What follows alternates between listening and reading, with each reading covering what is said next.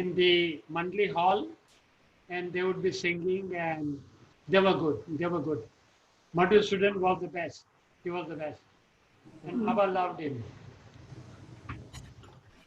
His weddings were performed by Baba.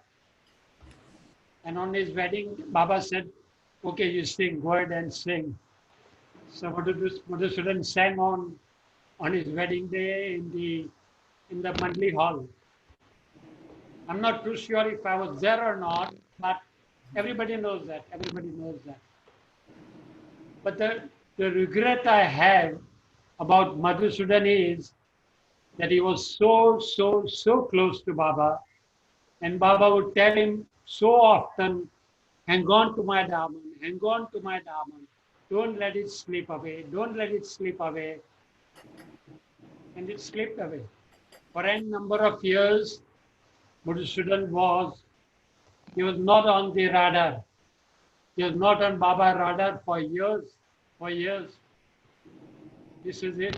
This is it. So close to Baba, yet so far. It's like a personal grief for me.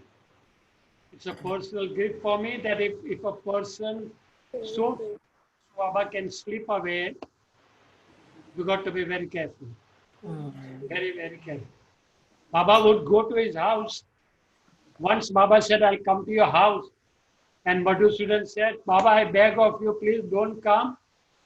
I'm very poor. I don't have anything to feed you. You will come with 2 cars and 3 cars. And I'm a very poor man. I don't even have a chair for you to sit. Baba, I beg of you, don't come. So he was walking on the streets of Pune and he saw some 3 cars passing by. So he thought Pandit Nehru is going because Pandit Nehru was in Pune. So he thought Nehru is going, was the first Prime Minister of India.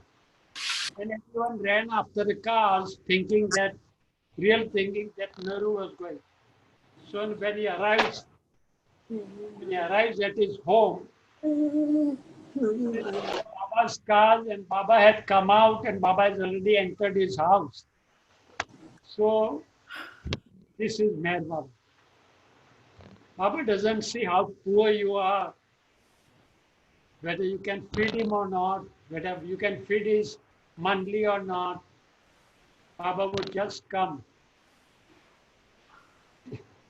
So they were not ready. They were not ready. They were not prepared because he came to his house unannounced. He just walked into their house and there was nothing made for Baba. Absolutely, not even a cup of tea was made for Baba. And Baba just came and sat on the floor. This is it. So you were saying that Madhusudan left Baba for a while? Maybe a couple of decades. Yeah. Oh. After Baba left his body. Yeah. For a couple of, I presume, couple of decades. Until he died? No. Then he came back He came back. Then he came back to Baba, and that is when he composed the song Lakh Chudana Chaha Na Chuta Daman.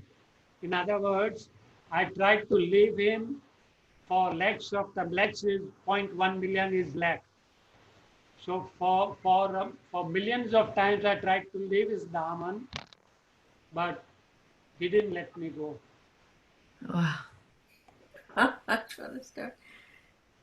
Jimmy, is his wife Kusum Singh? Is that the right? No, different. Yeah. Okay. Subhadra. Oh. No, Kusum Singh, they are Punjabis. Kusum Singh are Punjabis. He was a Maharashtrian. Oh. Kusum Singh was from Dehradun, north of India. Whereas Madhusudan was a Maharashtrian from Pune. He was from Pune. Very different family. I see. Thank you. She came to LA. I remember. Yeah. And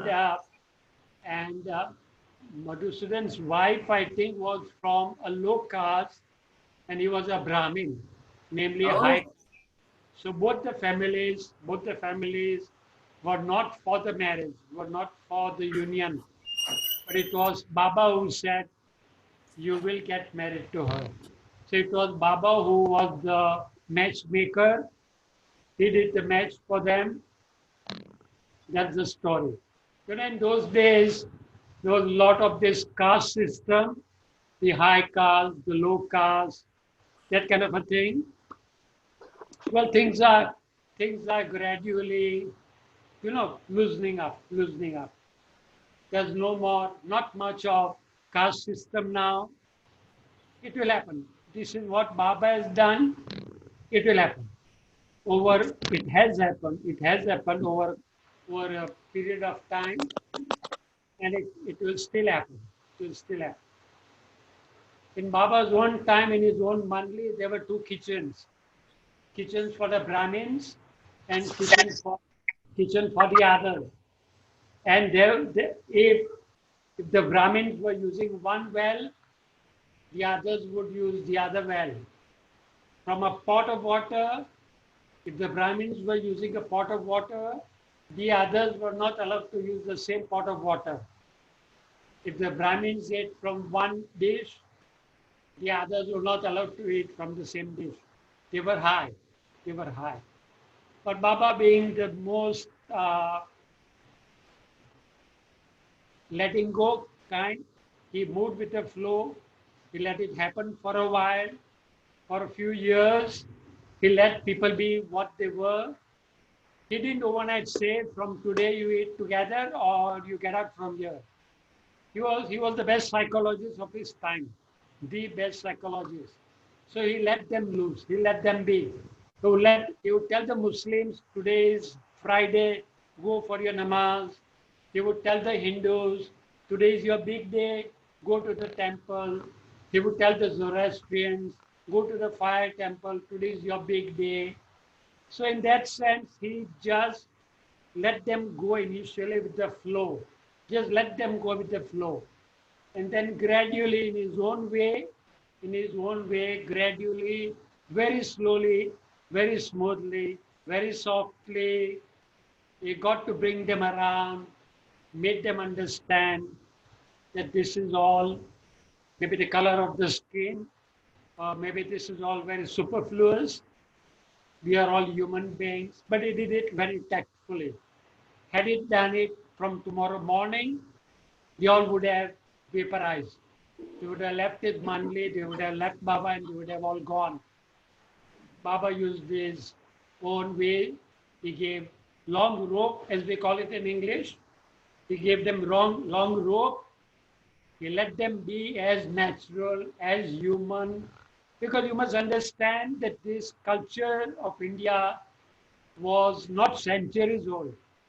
It was millennia old. You can't break a taboo overnight, even if you are the avatar. So he had to follow that course. He had to go with the flow of the river, and he had to do it very smoothly, very smoothly. He had to get them around. He had to get them around to his way of thinking, to the avatar's way of thinking. And it happened. It overall happened. So you've got to understand that he did it at the mandali level, but the flow was universal. Please understand, the flow was, he wanted to do it for the universe, not only for the mandali, but he had to have a nucleus. He had to have a center of gravity. Center of gravity was the mandali. So he did it, and then we call it percolated. It percolated down the stream. It went down the stream. It became universal. This caste system, this racial, it wasn't centralized only in India. It was a global thing. In the east, in the west, in the north, in the south, this phenomenon was a global thing. It was not India-centric. It was a global thing. Everybody was racist, but it's gradually slipping away. I think that's that.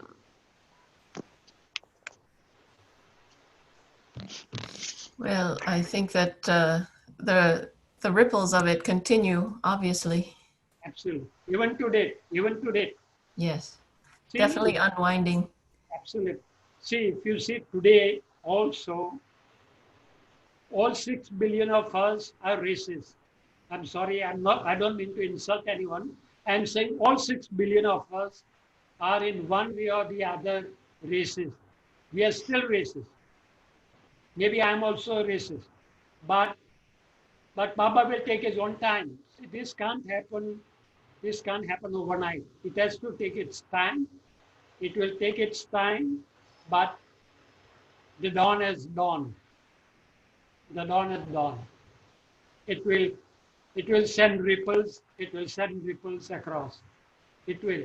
It has. Oh, I've been watching for the past 70 years. It will happen. It has to happen because the Lord said it has to happen. Therefore, it will happen. Yes, we're definitely seeing it.